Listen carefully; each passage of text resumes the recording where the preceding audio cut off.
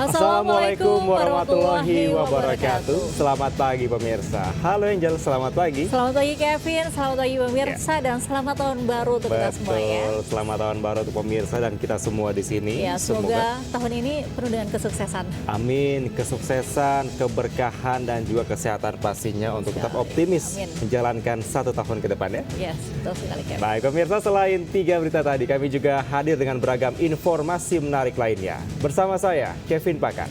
Dan saya, Angelica Devagam. Inilah Lintas Ayus Pagi selengkapnya.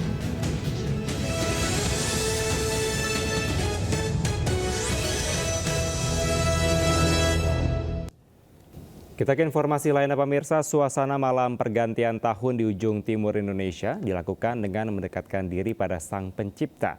Seperti di Maroke, Papua Selatan, masyarakat antusias merayakan malam pergantian tahun dengan beribadah di gereja.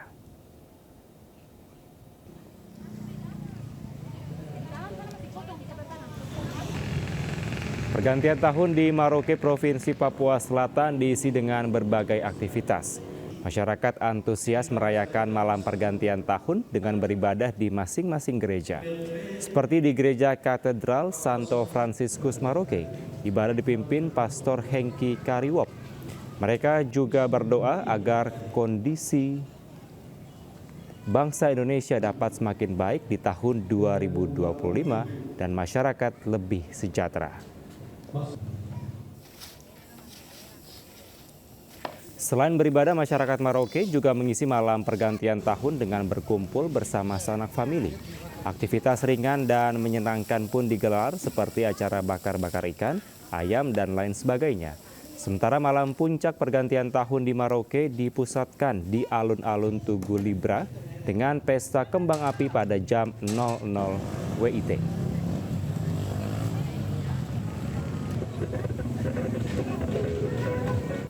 Sementara itu, suasana berbeda dijalani para pengungsi erupsi Gunung Lewotopi laki-laki di Flores Timur NTT saat menyambut pergantian tahun 2025. Seperti ratusan pengungsi di posko pengungsi desa Kobasoma, Flores Timur, yang merayakan pergantian tahun dengan melakukan ibadah tutup tahun di Gereja Katolik Santo Yosef, Kanada.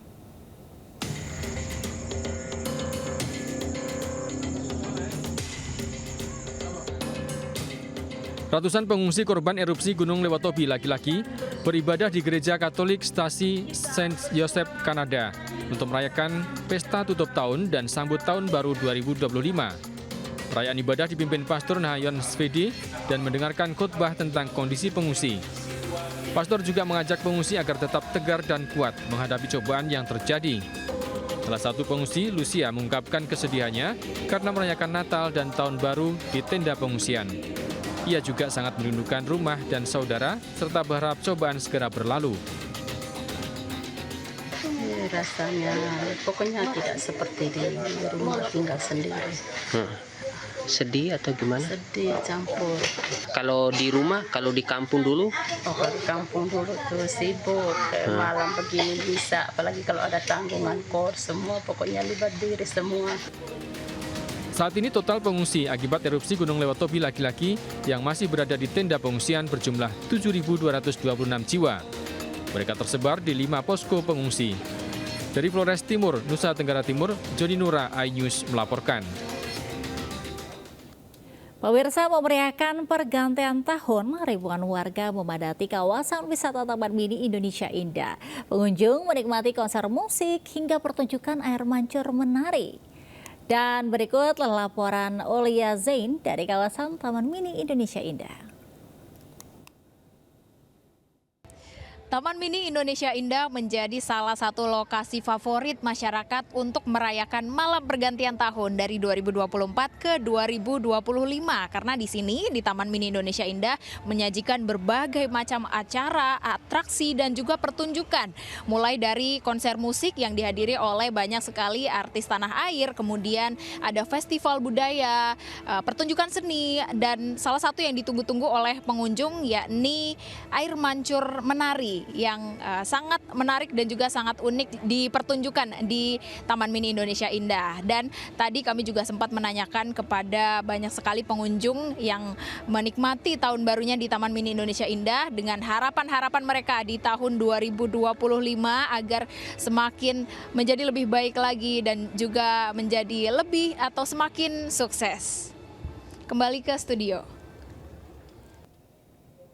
Ya, pemirsa, ribuan masyarakat juga memadati kawasan Silang Monas Jakarta di pergantian tahun 2025. Penampilan musik hingga video mapping ditampilkan untuk menghibur masyarakat. Dan berikut laporan Dilami Aulia di kawasan Monas Jakarta Pusat. Pemirsa, ribuan masyarakat memadati kawasan Monumen Nasional Monas di pergantian tahun baru 2025. Tadi banyak sekali hiburan masyarakat, mulai dari penampilan musik dari sejumlah band dan juga musisi tanah air Indonesia. Kemudian ditampilkan video mapping Jakarta dalam 5 abad yang menarik perhatian masyarakat. Masyarakat berasal dari Jabodetabek dan untuk penampilan memang diselenggarakan secara gratis ya. Jadi untuk penampilan ini bebas, seluruh masyarakat dapat memasuki kawasan Monumen Nasional. Penampilan tadi diselenggarakan dari pukul 6 sore hingga 1 dini hari. Nah, diharapkan acara hiburan masyarakat ini jadi tak terlupakan, terutama di pergantian tahun 2025. Dari Jakarta, Dilami Aulia, Arya Setiawan, iNews melaporkan. Pemirsa, tahun baru 2025 membawa harapan besar bagi masyarakat untuk membawa bangsa Indonesia menjadi lebih baik, mulai dari ekonomi, kepemimpinan, hingga kesejahteraan masyarakat. Ya, dan berikut harapan warga di tahun 2025. Harapannya semoga tahun 2005 ini kita sebagai rakyat biasa ada kemajuan, khususnya untuk ekonomi ya. Semua pemimpin-pemimpin semoga amanah lah ya untuk rakyat. Karena kita ini rakyat kecil ini ya cuma menunggu harapan aja dari para pemimpin ya.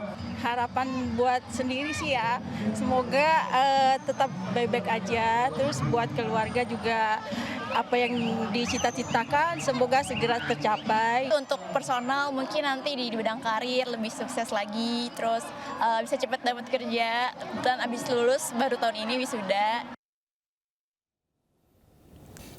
Kita ke informasi lainnya, pemirsa. Presiden Republik Indonesia Prabowo Subianto memutuskan memberlakukan kenaikan tarif PPN dari 11% menjadi 12% pada kelompok barang mewah yang dikonsumsi masyarakat mampu. Sementara barang dan jasa tidak mewah ditetapkan tarif PPN yang berlaku sejak tahun 2022.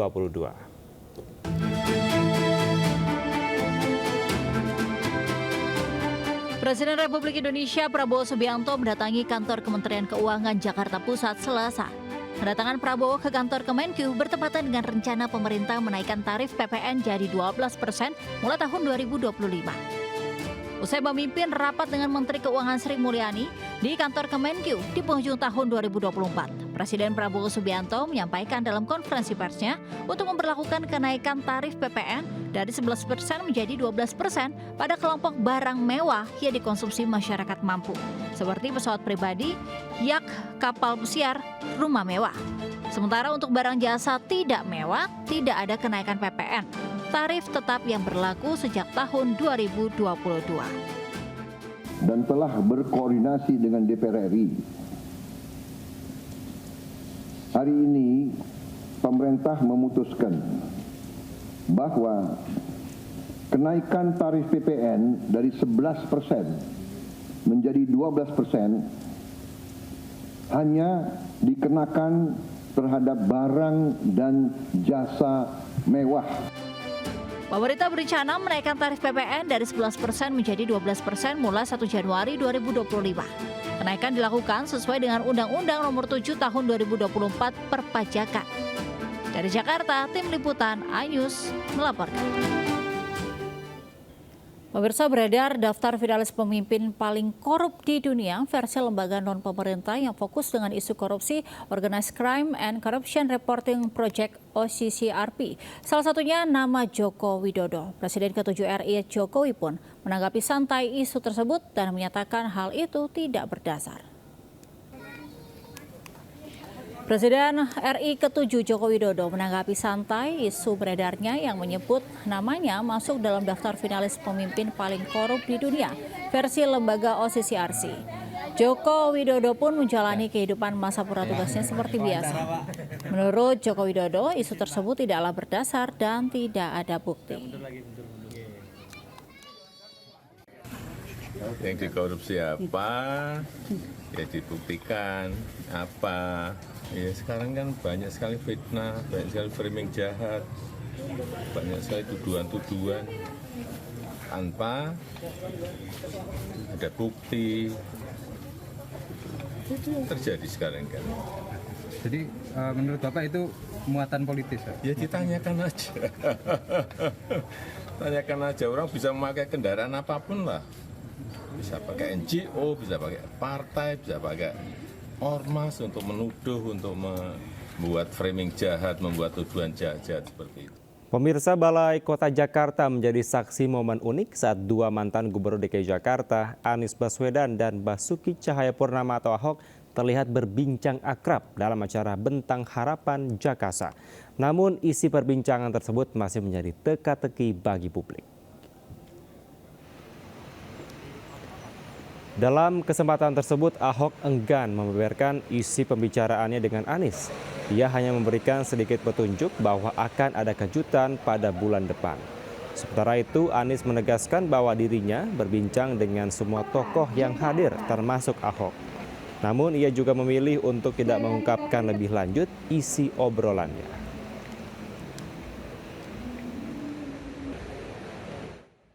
Ini urusan beda, nanti sama Pak Anies punya urusan, tunggu bulan depan tanggal main. Ahok ditanyain bisikinnya apa? Saya bilang bisikannya bulan depan bisik nanti dong. Kalau udah kan udah dibilang tunggu harus tunggu dong kita. Ada kejutan di tahun depan Pak Anies. Ya. Kita ke informasi lainnya, pemirsa. Vonis 6,5 tahun penjara terhadap terdakwa kasus korupsi timah Harvey Muiz menuai sorotan tajam. Dinilai terlalu ringan, Komisi Yudisial pun turun tangan untuk mendalami kemungkinan adanya pelanggaran etik hakim yang memutus perkara ini.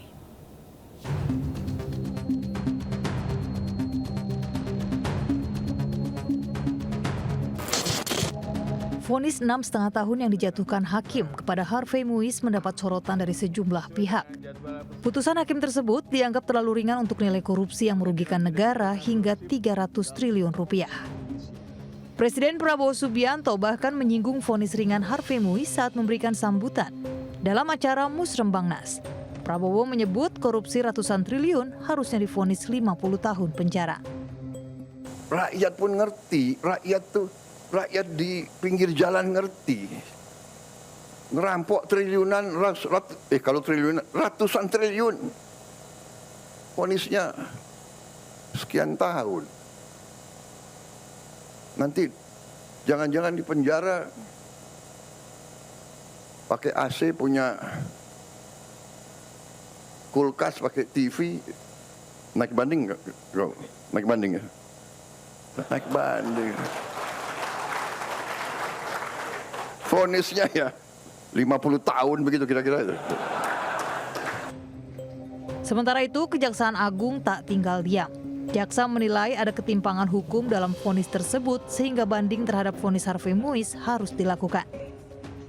Apa yang sudah dinyatakan oleh beliau dan kami sangat responsif terkait dengan pernyataan beliau, ya, pernyataan Bapak Presiden yang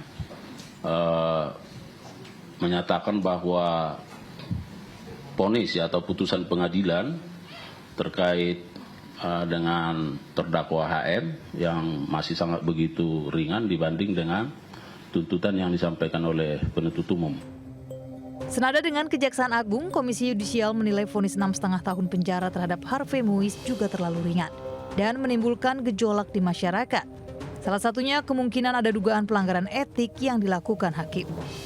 Sementara Pemprov DKI Jakarta juga menghapus nama Harvey Muiz dan Sandra Dewi dari penerima BPJS Kesehatan yang disubsidi pemerintah atau biasa disebut penerima bantuan iuran. Dari Jakarta, Tim Liputan iNews melaporkan. Sementara terdakwa kasus korupsi dan tindak pidana pencucian uang Helena Lim divonis 5 tahun penjara dan denda 750 juta rupiah. Vonis terhadap Crazy Rich Pig ini lebih ringan dari tuntutan jaksa yang menuntut pidana 8 tahun penjara dan denda 1 miliar rupiah.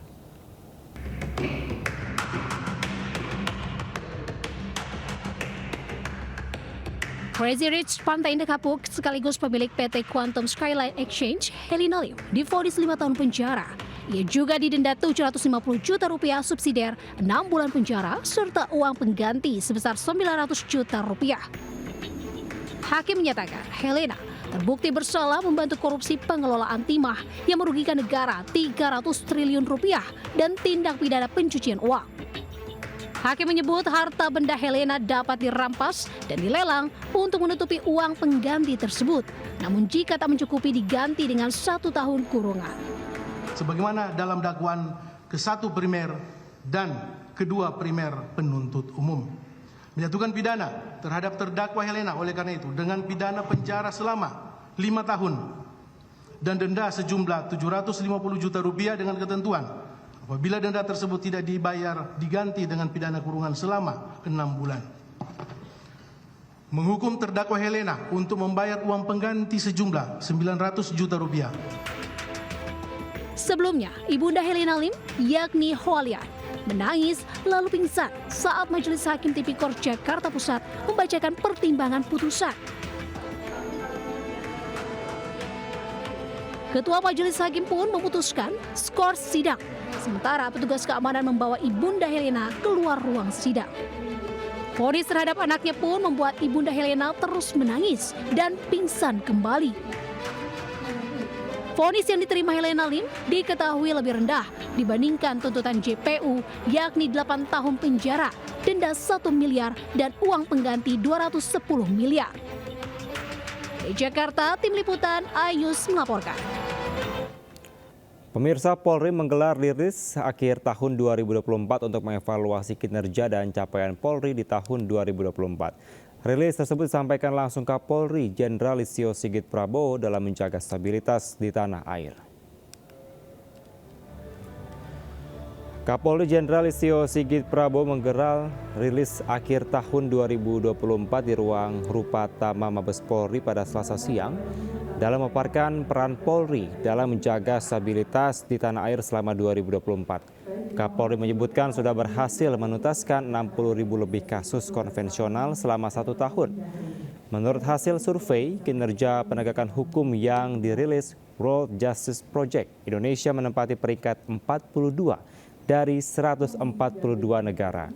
Posisi Indonesia saat ini naik dibandingkan tahun 2023. Indonesia menempati peringkat 42 dari 142 negara dengan skor 0,86 terkait dengan efektivitas pengendalian kesehatan. Peringkat Indonesia naik dari sebelumnya pada tahun 2023 menempati peringkat 44 dengan skor 0,85. Tentunya capaian tersebut tidak lepas dari upaya bersama dalam melakukan penegakan hukum terhadap segala bentuk kejahatan di seluruh wilayah. Pemirsa, momen libur sekolah dan libur tahun baru dimanfaatkan sejumlah masyarakat untuk berwisata. Salah satunya di objek wisata pemandian alam Cikoromoy dan pemandian air DM Tirta yang ada di Kabupaten Pandeglang, Banten. Ya, dinginnya air kolam dan pemandangan pegunungan menjadi salah satu alasan wisatawan untuk berkunjung.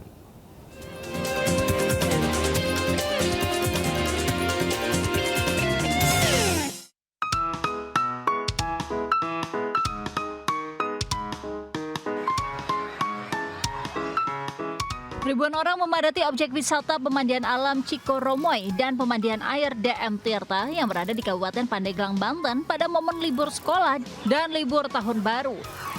Menggunakan pelampung, wisatawan yang didominasi orang tua yang membawa anak-anak ini terlihat asik menikmati dinginnya air dan pemandangan pegunungan Pulau Sari dan Gunung Karang. Para wisatawan ini tidak hanya dari Provinsi Banten saja, bahkan tidak sedikit wisatawan dari luar Banten seperti Jakarta dan Kebumen. Harga tiket masuk yang terjangkau dan segarnya air yang langsung dari pegunungan menjadi alasan pengunjung berlibur ke objek wisata pemandian Cikoromoy. Iya, libur tahun baru. Oh, Pak, kenapa pilih ke sini, Pak? Harganya terjangkau aja, sama airnya Airnya dingin.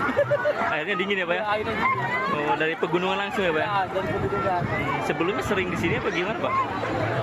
Sebelumnya jarang saya ke sini. Jarang ya Pak? Iya. Mau liburan panjang ini. Oke. Kalian aja mampu. Ini sama siapa aja yang kesini? Wah ini kita keluarga nih banyak kan ya. Ini mah tempatnya asik, ada gunung, ada segala macam. Ya, rekomend lah. Daerahnya ini. Diketahui Kabupaten Pandeglang merupakan wilayah yang memiliki beberapa objek wisata seperti pemandian kolam, pantai, hingga pegunungan yang menjadi salah satu destinasi wisata favorit yang dikunjungi wisatawan saat libur panjang. Dari Pandeglang, Banten, Iskandar Nasution, Ayus melaporkan. Berusaha waspadalah dengan maraknya peredaran uang palsu di masyarakat menjelang tahun baru. Di Purwakarta, Jawa Barat, 2 pelaku penipuan uang palsu dengan modus penggandaan uang diringkus polisi. Barang bukti 980 lembar uang palsu pecahan 100.000 disita dari tangan pelaku.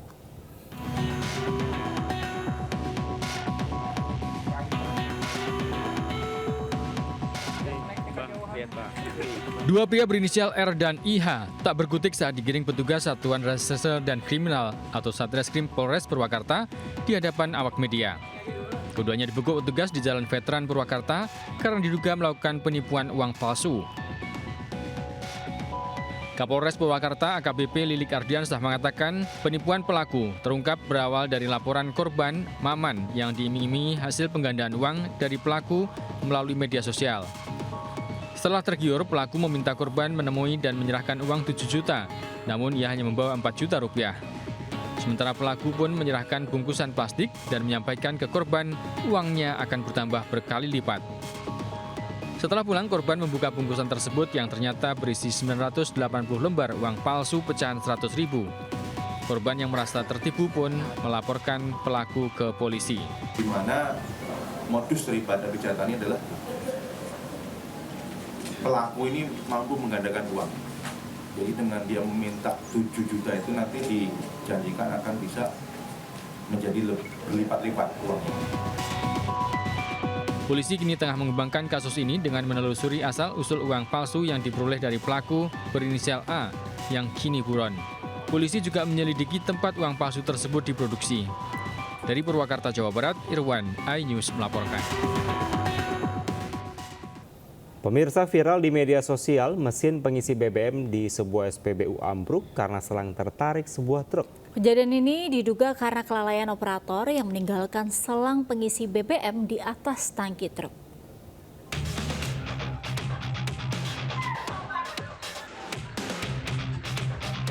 Viral di media sosial, mesin pengisi bahan bakar minyak di sebuah SPBU ambruk akibat selang pengisi bahan bakar terseret truk. Video ini ramai dibagikan di media sosial dan menuai banyak komentar. Peristiwa ini terjadi di SPBU Padangkerta, Karangasembali. Dari hasil penyelidikan, diketahui selesai pengisian BBM, operator tak meletakkan nosel selang di mesin, namun meletakkan di atas tangki truk dan meninggalkannya untuk menerima pembayaran di kasir. Tanpa menyadarinya, sopir truk langsung naik ke ruang kemudi dan maju mengemudikan kendaraannya sehingga selang tertarik. Faktor kelalaian, di mana salah satu mobil truk sedang mengisi solar, kemudian solar sudah penuh, dari karyawan SPBU kelupaan menarik mengembalikan ke tempat awal. Masalah ini telah diselesaikan pihak perusahaan secara internal karena kelalaian operator sendiri. Polisi juga mengimbau para pengendara untuk teliti saat melakukan pengisian BBM. Dari Karangasembali, Yunda Ariesta, iNews melaporkan. Pemirsa, warga perumahan Blok A Cinere divonis membayar 40 miliar rupiah oleh salah satu pengembang perumahan di Pangkalan Jati, Kota Depok.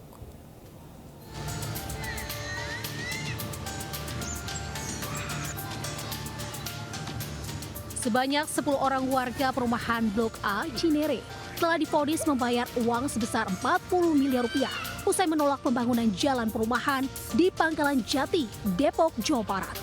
Ke-10 orang yang divonis tersebut yakni Ketua RW setempat, mantan Ketua RW, serta 8 Ketua RT setempat karena dianggap menghalangi pembangunan perumahan tersebut.